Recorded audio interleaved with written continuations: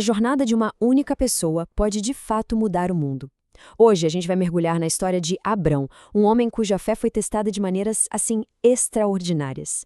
E essa não é só uma história antiga, não. É uma narrativa muito profunda sobre promessas divinas, sobre as nossas dúvidas humanas e sobre um legado que, olha, ecoa até hoje. E tudo começa com essa pergunta, que já nos faz pensar. Já imaginou ser tão abençoado, mas tão próspero, que a sua própria bênção acaba virando a raiz de um conflito? Pois é, essa foi a primeira grande prova de Abrão. A imensa riqueza que Deus deu para ele se tornou, ironicamente, a semente da discórdia. Para a gente entender bem essa jornada, vamos passar por 5 testes cruciais de Abrão.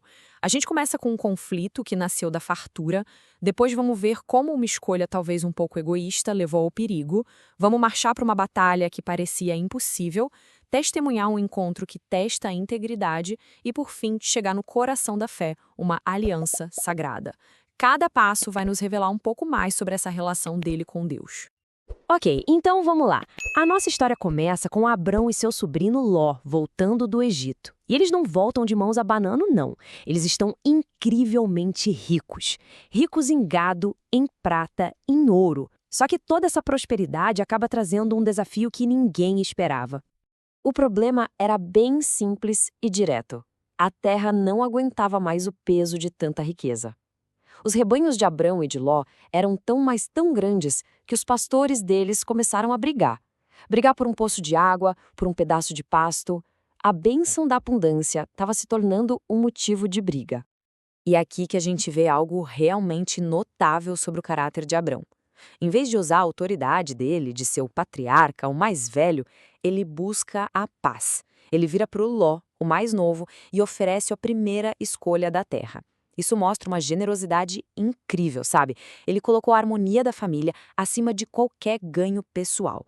Essa oferta generosa de Abrão coloca todo o poder de decisão nas mãos de Ló. E a escolha que ele faz vai separar os dois, criando dois caminhos radicalmente diferentes. Um caminho guiado pelo que se vê na hora e o outro por uma promessa que ainda era invisível. Então, Ló levanta os olhos e escolhe com base na aparência. Ele olha para a campina do Jordão, tudo verdinho, bem irrigado, e compara com o Jardim do Éden. Para ele, parecia a escolha óbvia, né? A aposta mais segura. Mas aí vem a reviravolta dramática. O que os olhos de Ló não viram, ou talvez ele tenha escolhido ignorar, era o caráter das pessoas que moravam naquela terra que parecia um paraíso.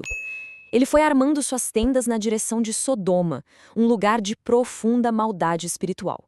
Era um perigo escondido bem no meio da beleza. E esse contraste aqui é a chave de tudo. Ló escolheu o ganho imediato, aquilo que era visível, a campina fértil. Já Abrão, bem, ele ficou com o que sobrou, confiando na promessa invisível de Deus de que toda a terra de Canaã seria dele e que sua descendência seria incontável. É a clássica diferença entre uma decisão de curto prazo e uma fé de longo prazo. E claro, a escolha de Ló, baseada só na aparência, rapidamente o coloca em perigo. Uma guerra regional explode e a decisão de Abrão de proteger a família o joga num teste completamente novo. Não era mais um teste de paciência ou de generosidade, mas de pura coragem. O cenário político era o seguinte: os reis da Campina, incluindo o rei de Sodoma, onde o Ló estava morando, se rebelam contra um rei bem mais poderoso, chamado Quedorlaomer. A rebelião dá errado. Quedorlaomer e seus aliados invadem, derrotam os reis locais e saqueiam tudo, levando prisioneiros e todos os bens. Isso aqui ilustra perfeitamente a situação que parecia impossível para Abrão. De um lado, um exército vitorioso enorme de 4 reis. Do outro lado, Abrão, com apenas os homens que ele treinou na própria casa. As chances não eram pequenas, elas eram esmagadoramente contra ele. 318. Esse número é muito específico e muito poderoso. Não eram mercenários, eram a família dele, os servos dele. Quando Abrão ouve que o sobrinho Ló foi capturado, ele não pensa 2 vezes. Ele arma essa pequena força e sai em perseguição a um exército conquistador. É uma missão de resgate de uma audácia incrível que, contra todas as probabilidades, termina numa vitória milagrosa.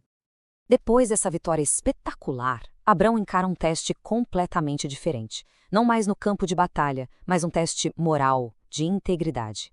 Na volta, ele é recebido por 2 reis, e cada um deles tem uma oferta que vai forçar Abrão a mostrar a quem ele realmente servia. O primeiro é Melquisedeque, uma figura que surge na história de um jeito misterioso e muito, muito significativo.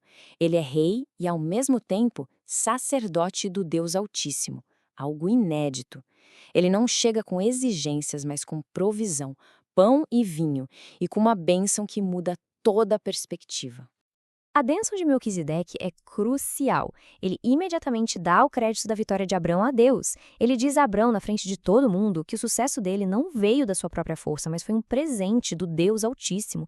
E, em resposta, Abrão dá a ele o dízimo de tudo, reconhecendo a autoridade espiritual dele. Aí, então, vem o segundo rei, o rei de Sodoma. A oferta dele é puramente um negócio. Você fica com os bens da guerra, eu fico com o meu povo. É uma oferta do mundo, que representa uma tentação para Abrão se enriquecer através do sistema dos homens. E a resposta de Abrão é um dos momentos mais fortes de toda a jornada dele. Ele jura que não vai pegar nem mesmo um fio de sandália do rei de Sodoma. Por quê? Porque ele está determinado que só Deus vai receber o crédito pela prosperidade dele. Ele protege a sua integridade e o seu testemunho se recusando a ser comprado ou a dever favor para qualquer homem. E isso nos leva ao teste final, o mais pessoal e íntimo de todos. Depois da batalha, da vitória e da prova de integridade, Abrão está agora sozinho com Deus. E é nesse silêncio que ele confronta sua maior dúvida, o que o leva à prova definitiva da sua fé. É uma pergunta que parte o coração. Abrão está basicamente dizendo: Senhor, o Senhor me deu riqueza, vitória, honra, mas de que adianta tudo isso se eu não tenho um herdeiro? É o momento de maior vulnerabilidade dele, expressando o desejo mais profundo do seu coração. A resposta de Deus é espetacular. Ele não dá só uma resposta verbal. Ele dá a Abrão uma experiência visual. Ele o leva para fora de casa e diz para ele olhar para o céu da noite e tentar contar as estrelas. É uma promessa de uma grandeza impossível, que projeta a fé de Abrão para muito além da sua situação atual. Para selar essa promessa, Deus inicia um ritual antigo e muito solene. Animais são cortados ao meio, criando um caminho entre as partes. O normal, na época, seria que as 2 pessoas do acordo passassem por ali, jurando cumprir sua parte sob pena de morte. Mas aqui, algo extraordinário acontece. Abrão é colocado num sono profundo, e sozinho, Deus, simbolizado por uma tocha de fogo, passa entre as peças. O significado disso é impressionante. Esta é uma aliança incondicional.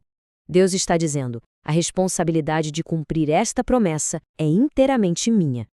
E durante essa aliança, Deus revela a Abrão o futuro difícil dos seus descendentes. Eles seriam estrangeiros, escravos e sofreriam por 400 anos. Mas Deus também promete que vai julgar a nação que os oprimiria e que eles sairiam de lá com grandes riquezas para finalmente herdar a terra. A promessa de Deus não nega a realidade do sofrimento, mas a transcende. E aqui a gente chega no coração de toda essa narrativa. Depois de tudo que passou, o conflito, a generosidade, a coragem, a integridade, a dúvida, Abrão ouve a promessa impossível de Deus e ele crê. E esse ato de crer, de confiar na palavra de Deus contra todas as evidências, foi o que o tornou justo aos olhos do Senhor. A verdadeira vitória de Abrão não foi na batalha dos reis, mas foi na batalha interior da fé. E essa fé se tornou o fundamento de tudo que veio depois.